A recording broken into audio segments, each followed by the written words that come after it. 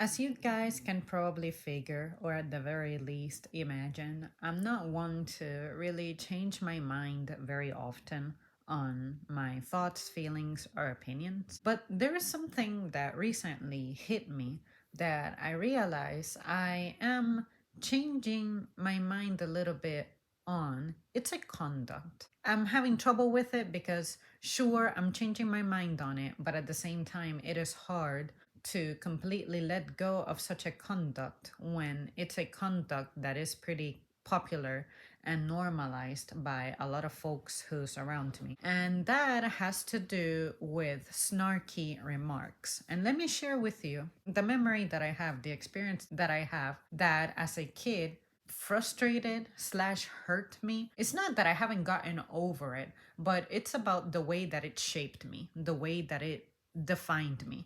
And from that moment onward, I actually became the queen of snarky remarks, even if someone would get me into trouble for it, with my mom especially. If I was snarky at her, she would not be happy and resort to physical punishment and whatever the fuck. I remember receiving snarky remarks very often. It was one of those things that helped me to try to not be slow. And what I mean by that is, as soon as you tell me something, I try to get it the first time. And even if I don't get it, I will either let the topic die or not even inquire about it further unless I'm 100% comfortable and happy with you. As an adult nowadays, I'm impossible to offend, so I really don't care about how someone comes at me as long as you're not part of my personal circle. Because if you are, then I have higher expectations of you. I'm not going to let you get away with it only because you're supposed to know better. You're supposed to be the one treating me best when the rest of the world out there isn't. And on top of that, they kind of don't owe it to me to be kind. When I was a kid, we were waiting for someone who was coming over to visit. I had just come out of the shower. Because I was taking a shower in preparation for this guest, I asked mom, "Hey, so is the person here?" I'm like 7, 8 years old. I asked, and after I asked if that lady we were waiting for was here, Ma was like, "Do you see her here? Do you see anyone here?" And like, even as I'm retelling the story, I can feel like my chest sinking a little bit. I can feel it going back just as bad as I felt it at the time. As a kid, anytime someone roared at me in any way, I used to get super intimidated. I used to sink inward.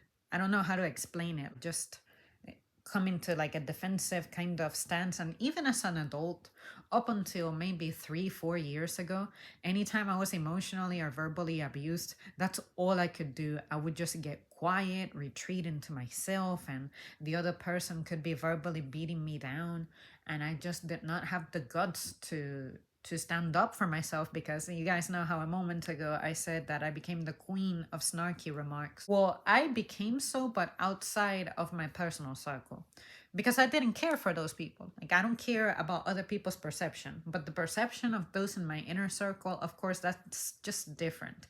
They are the ones who have the means to my destruction, and I hate that I am that way, because I don't have any limitations about bestowing upon them that kind of authority. And I know that that's something destructive that I need to change, but I still haven't quite figured out how I can go about it without letting go of myself and becoming a person who can not receive feedback or criticism. I don't want to turn into a person you cannot talk to in a constructive way, because I know that this is a lifelong journey. But I just remember bowing my head a little bit, and I was like, well, I'm sorry, I was just asking.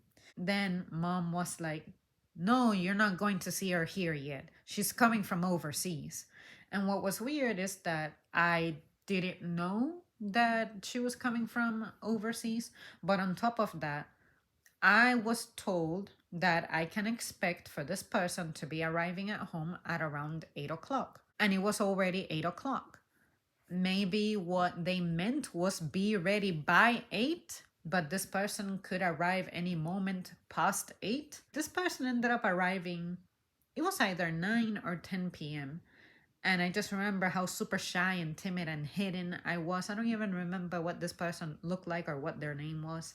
I just know that I felt super down. That's all I can remember about that night. I remember that it was nighttime. I was heading into my room. I had just stepped out of the shower and I just asked, "So is she here yet?" And then my mom was like, "Do you see anybody here?" Shit like that. That kind of sarcasm. I never respond positively to it. I never respond well to it. There are some people out there who do, but I tend to be sensitive about it. But again, like I said, only coming from those people close to me.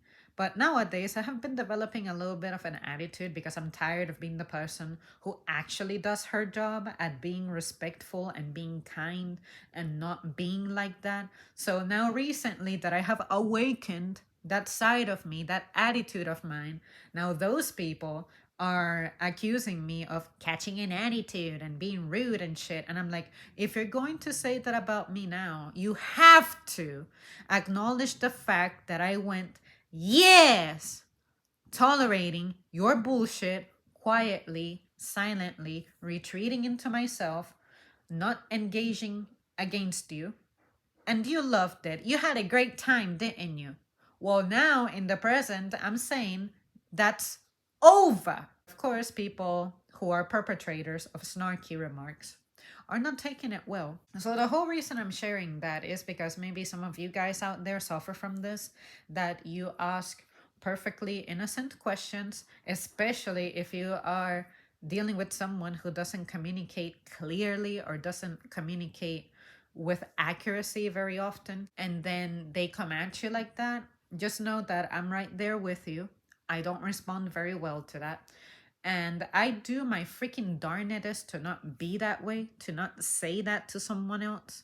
But it depends on who you are nowadays. If you're a kind of person who does not respond well to my usual calm and gentle demeanor, then I'm going to figure out what language it is that you respond to. Even if it isn't favorable, I can show you that I am versatile and I will get to you whether you like it or not. In a sense, that's a little bit of my personal pride there. Basically, the point of me sharing this is that I never thought that I would arrive at this conclusion, that I would change my mind on snarky remarks. I always thought that sarcasm of that nature maybe is something that just helps people learn and help to figure things out and not be absent and stupid, the things that I always be bitching about and criticizing people about here on the channel. Personally, when I was a kid, that's when I had experiences with that were negative, and I remember those instances more so for the lesson.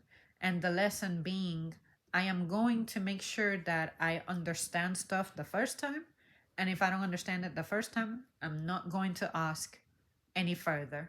I will just wait until I make the mistake and then explain to the person, "Hey, I genuinely thought that this is what you meant, but I guess I was wrong." Blah, blah, blah. Take it from there. At that instant, no, I just can't.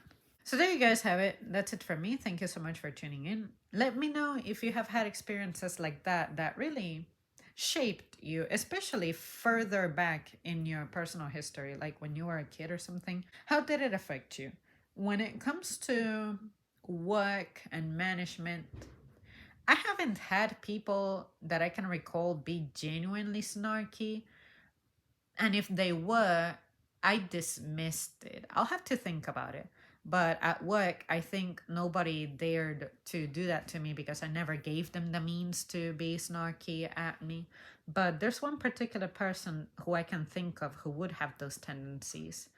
And I had to think if I had any episodes with her. It seems to be the same kind of person to be susceptible of saying those snarky remarks. It tends to be the person who's like the manager of their homes, the leaders of their relationships. And I'm like, damn, do you really have to be a bitch by default? Is there truly no escaping it? But I don't think so. I really think that it's a poor attitude choice on that person's part. All right, guys, I'll see you soon. Thanks for watching.